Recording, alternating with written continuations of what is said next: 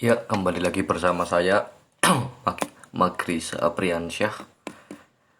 Sesuai janji saya ingin membahas masalah gender laki-laki dan perempuan ya, sambungan dari laki-laki harus kuat sebenarnya.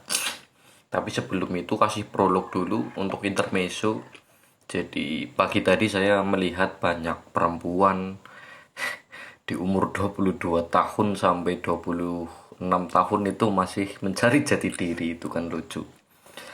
Nah, apakah di umur-umur segitu masih mencari jati diri? Kan seharusnya ndak, harusnya sudah menata kehidupan ke depan mau seperti apa, terus mau hidup bagaimana, pekerjaan yang ditekuni itu apa dan lain-lain. Itu sih menurut saya ya, minimal menurut saya gitu.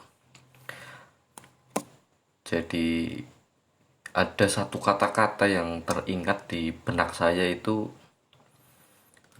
perempuan di umur 25 tahun itu bertanya, loh kalau laki-laki boleh kenapa perempuan nggak boleh ya gitu. Jadi seolah-olah dunia ini tuh disamaratakan ya atas nama kesetaraan gender, mungkin masih cari jati diri ya gitu. Untuk balik lagi tadi prolog, jadi prolognya seperti itu, kita mau membahas perempuan boleh nakal nggak sih ya gitu. Nah, yang kita mau bahas itu nakal bukan binal, karena sesuatu dikotomi yang berbeda ya antara nakal dan binal. Nakal itu di dalam Kamus Besar Bahasa Indonesia itu berhubungan dengan sebuah perilaku. Kalau binal itu berhubungan dengan seksual. Jadi antara nakal dan binal itu sedikit berbeda, sedikit berbeda. Cuman nggak tahu ini kalau contoh di KBBI itu sedikit tidak ada tidak ada penjelasan selanjutnya ya, jadinya saya bingung juga. Tapi menurut saya, mengambil dari kesimpulan dari KBBI itu, nakal dan binal itu sedikit berbeda. Nah, ada beberapa stigma itu masalah perempuan, contoh kenakalan perempuan, misal perempuan makan kakinya diangkat lah gitu, atau mungkin merokok, atau mungkin minum minuman keras, atau mungkin pulang malam ya, seperti itu. Jadi itu stigma-stigma yang mungkin dimunculkan oleh masyarakat ya gitu. Apakah masyarakat menerima? Oh pasti tidak ya gitu. Beberapa masyarakat 80% yang hidupnya masih di pedesaan itu, atau bahkan di perkotaan, itu masih tidak menerima atas nama adat ketimuran, atas nama adat norma keagamaan seperti itu. Jadi stigma masyarakat itu membentuk gambaran-gambaran manifestasi nakalnya perempuan di masyarakat. Jadi semisal ketika ada perempuan yang merokok dengan perbandingan laki-laki yang merokok, itu sangat jauh berbeda. Seharusnya masyarakat itu mengambil kesimpulan bahwa antara laki-laki dan perempuan itu sama-sama tidak boleh merokoknya sebenarnya gitu, supaya jadi keadilan, itu namanya kesetaraan. Terus kalau laki-laki kok boleh merokok, perempuan nggak boleh merokok, ya dua-duanya sebenarnya nggak boleh, karena merokok sendiri tidak baik untuk kesehatan. Jadi tapi stigmanya lucu juga, jadi laki-laki kalau nggak merokok itu kurang jantan, kurang kurang adrenalin ya. Karena laki-laki harus terlihat nakalnya gitu. Tapi kalau perempuan itu kalau merokok, wah ini berarti stigma masyarakatnya adalah perempuan yang bisa dipakai nih ya gitu. Atau mungkin perempuan yang nakal nih ya, bisa dibawa dan lain-lain seperti itu. Jadi ada banyak kasus-kasus stigma masyarakat yang mungkin menilai bahwa perempuan nakal itu tidak boleh. Cuman kita tarik kesimpulan ya, saya pribadi ya, menurut evolusi pandangan saya, jadi kenapa laki-laki dan perempuan itu berbeda ya di masalah sosialnya ya. Pertama, memang latar belakang perempuan itu tidak boleh keluar sendirian, itu ada di dalam ajaran keagamaan. Kalau kita mau menerapkan murni ajaran keagamaan, misal katakanlah di agama Islam, atau di Jazirah Arab itu, bahwa negara Arab itu dulu diposisikan menjadi daerah yang jahil sebelum Nabi Muhammad tiba. Jadi perempuan itu tidak boleh keluar sendirian nih. Karena dulu laki-laki itu kalau melihat perempuan rasanya ingin memiliki ya gitu. Jadi beberapa hal di agama juga bukan melarang, cuman dia bersifat mengingatkan bahwa perempuan itu tidak boleh tuh keluar sendirian. Itu latar belakang yang pertama. Yang keduanya, bila mana mau melihat dari ajaran agama Islam ya, termasuk Islam yang saya tahu, laki-laki tersendiri itu memiliki tanggung jawab yang lebih besar daripada perempuan. Misal yang harusnya pergi ke pasar itu laki-laki, yang harus pergi mencuci itu laki-laki, dan lain-lain. Sebenarnya seperti itu ajaran yang diajarkan Nabi ya gitu, atau mungkin adat ketimuran khas Arab dan perpaduan antara agama. Terus selanjutnya, laki-laki dan perempuan itu atas nama faktor sejarah itu berbeda. Sejarah dan sosial itu sangat berhubungan erat ya. Misal kita melihat suku Viking yang saya sudah jelaskan di podcast kemarin, masalah laki-laki di bangsa Viking di masa Yunani kuno itu agar terlihat garang itu keluar rumah, dia pegang tombak, berburu, dan lain-lain. Lah kalau perempuan itu memang gambaran gambaran sejarah dari bangsa Viking, dari gambaran Yunani, atau bahkan gambaran di Arab tersendiri, itu gambaran perempuan adalah ya harus anggun, ya harus berkata halus, ya harus menurut kepada laki-lakinya, seperti itu. Cuman memang itu stigma masyarakat yang dimunculkan pada zaman itu. Apakah hari ini masih relevan? Belum tentu juga, itu seperti itu. Terus keduanya, bahwa kenapa laki-laki dan perempuan itu berbeda. Masalah emosional. Jadi laki-laki mau feminisme muntah-muntah juga, kita tidak bisa menolak bahwa laki-laki itu dikodifikasikan otaknya itu lebih condong kayak gitu. Laki-laki itu lebih condong ke otak atau logika. Jadi antara perasaan dengan logika, dia lebih mengutamakan logika gitu. Dari penyelesaian masalahnya kan bisa dilihat. Nah, kalau perempuan itu penyelesaian masalahnya itu menggunakan mengukur hati. Ini siapa ya? Kalau semisal saya menyelesaikan dengan masalah dengan jalan A, apakah ada orang yang tersakiti? Apakah B tersakiti? Apakah C tersakiti apa enggak? Kalau saya menyelesaikan masalah dengan cara B, apakah A tersakiti, C tersakiti, D tersakiti atau enggak? Atau selanjutnya seperti apa dan lain-lain. Bahwa stigma masyarakat itu juga dibentuk dari, kalau ngomongin sejarah dan sosial ya, dari negara agraris, bahwa ketepatan emosional perempuan itu dibentuk dalam rangka dia menyimpan hasil panen dan menjual hasil panen di tetangganya. Kalau semisal perempuan itu emosinya tidak bagus, maka laki-lakinya atau keluarganya bingung mau makan apa, seperti itu. Itu negara agraris menggambarkan gender perempuan.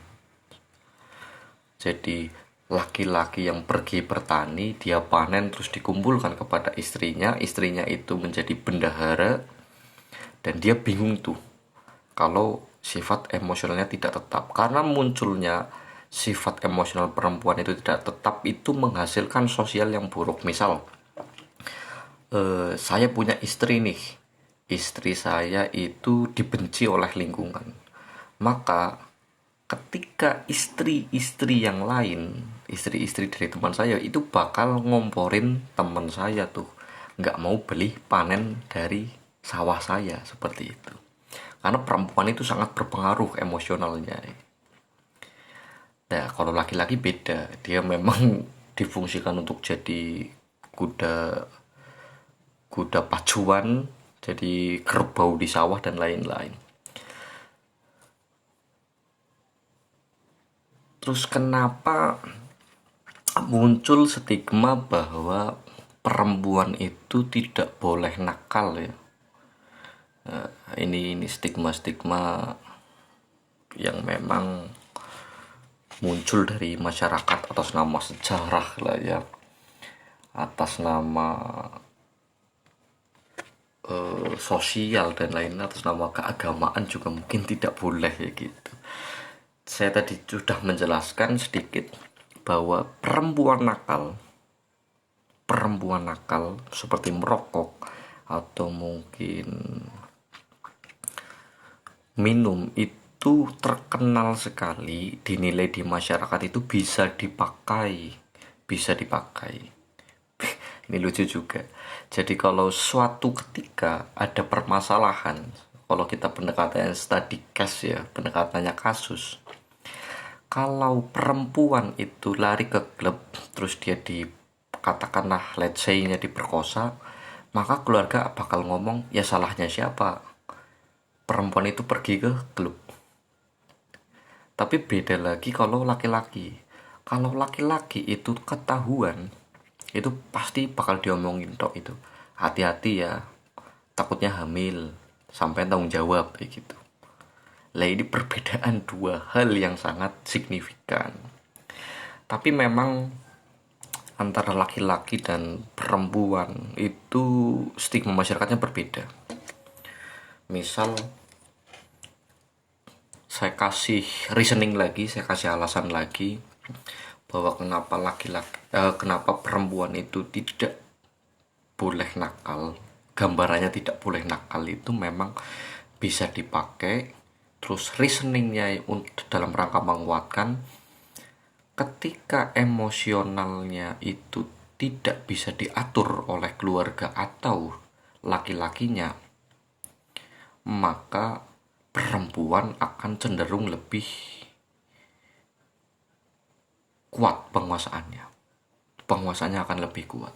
Nah, cenderungnya lagi stigma atau gambaran yang paling mudah ketika perempuan ini tidak bisa diatur, maka dia lebih senang memimpin. Dan laki-laki ini kadangkala tidak mau dipimpin oleh perempuan gitu. Zaman dulunya itu. Tapi kalau berbicara hari ini belum tentu juga ya. Terus let's say lagi bahwa perempuan yang emosionalnya tidak stabil bisa dipakai dan bisa selingkuh juga. Ini ngambil contoh yang dekat aja. Nah, logikanya bila mana perempuan selingkuh itu berbeda dengan logika laki-laki itu selingkuh. Misal saya kasih case lagi, saya kasih reason lagi supaya lebih menguatkan. Kalau laki-laki itu selingkuh, misal saya punya istri, saya selingkuh, terus ketika istri saya itu sudah hamil, istri saya itu tahu bahwa tanggung jawab bayi yang ada di dalam kandungannya adalah tanggung jawab saya. Tapi berbeda case dengan perempuan yang selingkuh tuh. Kalau perempuan yang selingkuh, logika laki-laki bakal berjalan tuh. Kita nggak mau yang namanya memberi makan, membesarkan atau melihat anak yang ada di dalam kandungannya itu entah anak siapa. Let's say-nya seperti itu.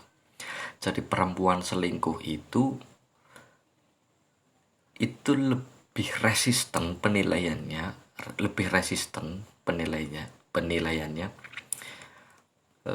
karena emosinya tidak stabil seperti itu.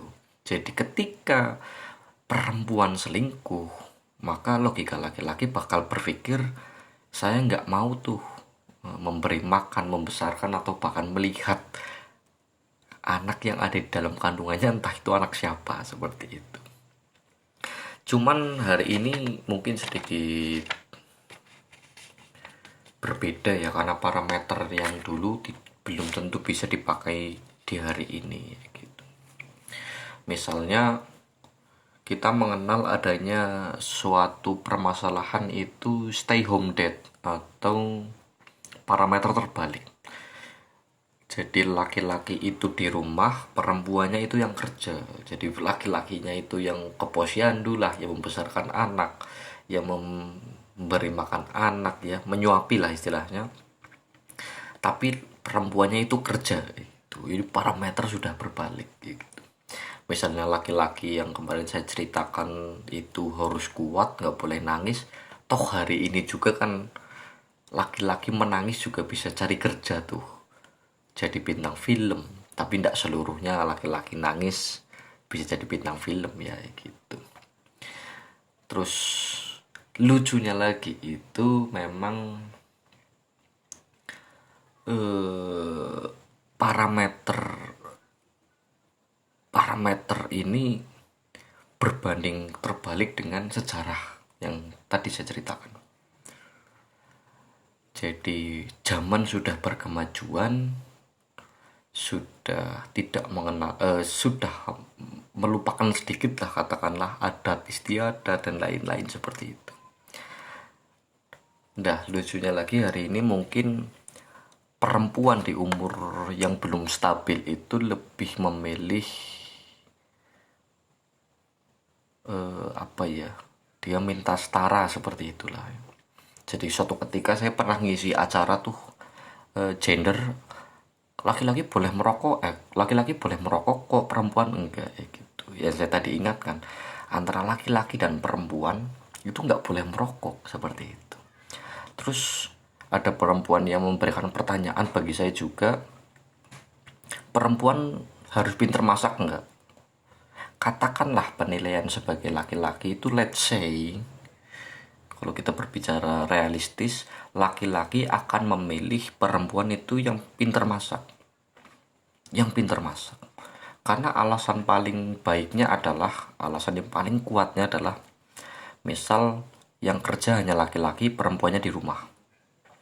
Laki-laki kerja dengan gaji katakanlah 3 juta, itu dibagi untuk keluarga, untuk makan sehari-hari, untuk tabungan. Nah, mau ndak mau uang gaji itu ditransformasikan melalui masak yang hemat, yang mencukupi dalam 1 bulan dan lain-lain. Lah mau ndak mau perempuan itu harus pintar masak tuh, seperti itu. Jadi realistisnya laki-laki akan memilih perempuan yang pintar masak.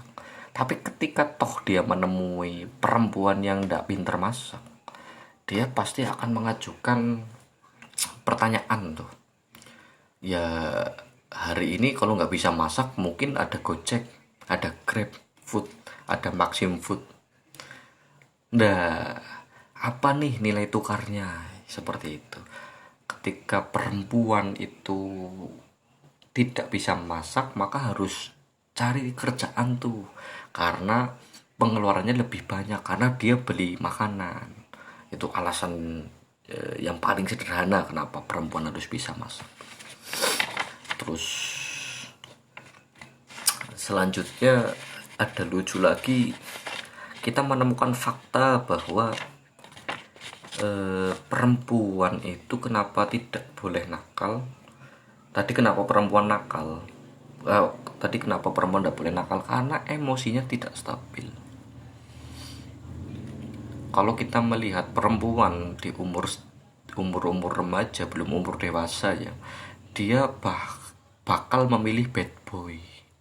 Dia bakal memilih bad boy atau memilih laki-laki yang looknya itu sedikit nakal karena tingginya hormon testosteron kayak gitu. Itu sifat alamiah perempuan tuh, minta dilindungin. Mau sekenakal-nakalnya perempuan, hormon testosteron laki-laki itu lebih tinggi. Jadi perempuan itu merasa lebih nyaman, lebih apapun itu karena melihat laki-laki yang bad boy. Waduh, saya mungkin bisa dilindungi nih sama laki-laki saya atau pacar saya seperti itu. Tapi entah kenapa di akhir hayat, ini fakta di lapangan, di akhir-akhir wanita menuju dewasa dia lebih memilih nice guy. Karena mungkin bad boy, karena testosteron yang terlalu tinggi, maka kecenderungannya tidak bakal bekerja atau mungkin kehidupannya seperti itu saja gitu. Nah, perempuan ujung-ujungnya bakal menikahi nice guy atau lelaki yang baik. Ya bukan culun, tapi lelaki baik aja. Kalau misal ditanyakan laki-laki nice guy ini punya hormon testosteron apa enggak, ya pasti punya. Setiap laki-laki punya hormon testosteron seperti itu. Terus latar belakang stigma ini memang sudah luntur lah. Misal adat ketimuran, adat tadi dan lain-lain sudah luntur. Bisa jadi apapun yang diomongkan di zaman dahulu itu tidak tidak tidak bakal terjadi di hari ini. Misal tadi laki-laki harus kuat, sekarang laki-laki yang menangis saja udah bisa kerja. Terus perempuan itu harus di rumah, sekarang ada ideologi namanya stay home dad. Nah, hari ini sudah mulai keterbalikan, karena memang dunia sangat cepat tuh. Jadi menurut saya seperti itu saja diskusi kali ini. Kritik saran di komentar. Terima kasih.